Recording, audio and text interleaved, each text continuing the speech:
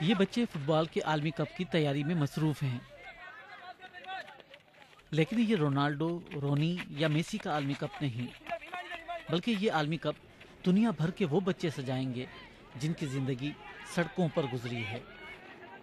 ان بچوں میں سے چند کی منزل برازیل ہے، جہاں آئندہ سال اسٹریٹ چلڈرن فٹ بال ورلڈ کپ منعقد ہو رہا ہے۔ پاکستان کو پہلی بار اس عالمی مقابلے میں نمائندگی دی گئی ہے۔ سلمان ناصر 6 سال سڑک پر رہے، لیکن بعد میں انہوں نے والدین سے صلح کر لی۔ ان دنوں وہ بحالی سینٹر میں رہتے ہیں۔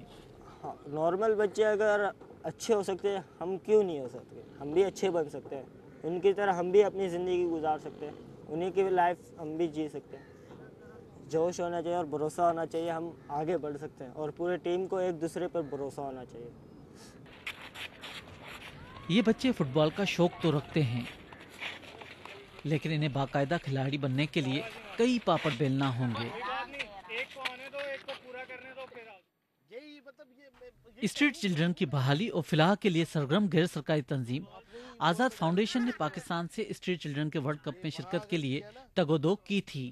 اب وہ بچے جو کل سڑک پہ رہتے تھے اور گلو سنف کیا کرتے تھے، یہ کسی اور ایکٹیویٹی میں انوالو تھے، اب وہ کمپیٹ کر رہے ہیں ان نارمل بچوں کے ساتھ جو بچے اسکولز گوئنگ ہیں یا فیملیز میں اپنے ساتھ رہتے ہیں۔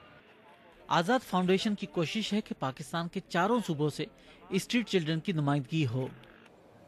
یہ خوش نصیب بچے ہیں جن کے پاس صحت، تعلیم، خوراک اور چھت دستیاب ہے، لیکن ہزاروں بچے اس سے محروم ہیں جو دن بھر کچرے کے آس پاس منڈلاتے رہتے ہیں۔ یہ مختلف میدان ہے، یہاں موجود بچے اپنی زندگیوں سے کھیلتے ہیں۔ جہانگیر پارک ان بچوں کا آشیانہ ہے جنہوں نے اپنوں سے رشتہ توڑ کر تنہائی اختیار کی ہے۔ والد کی دوسری شادی پر اسماعیل نے گھر چھوڑ دیا تھا۔ اس نے زندگی کا سبق سڑک سے سیکھا ہے۔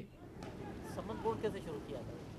سمر بورڈ دوستوں کو دیکھ دیکھ کے خود کو شوق چڑھ گیا۔ ایک دفعہ پیا، مزہ آیا، دوسرا دفعہ پیا، مزہ آیا، تو روز روز پیتا لگا، مگر یہ نہیں پتا کہ میرا جگر مگر خراب ہو رہا ہے۔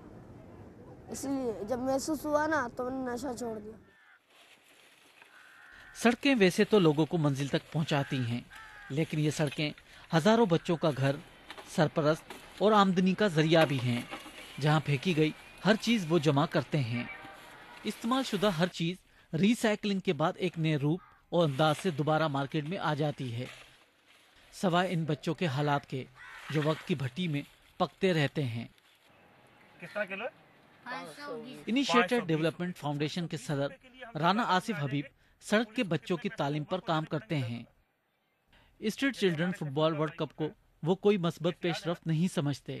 فٹ بال میں لے کے جانا بچوں کو، ان ایونٹس میں لے کے جانا، 10-12 بچے جائیں گے، ان کے اوپر جتنی لاگت آئے گی اتنی لاگت سے آپ سینکڑوں بچوں کی زندگیوں کو بدل سکتے ہیں۔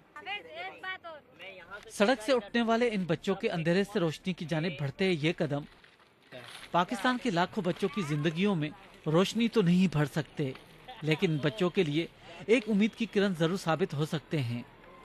ریاض سہیل، BBC نیوز، کراچی۔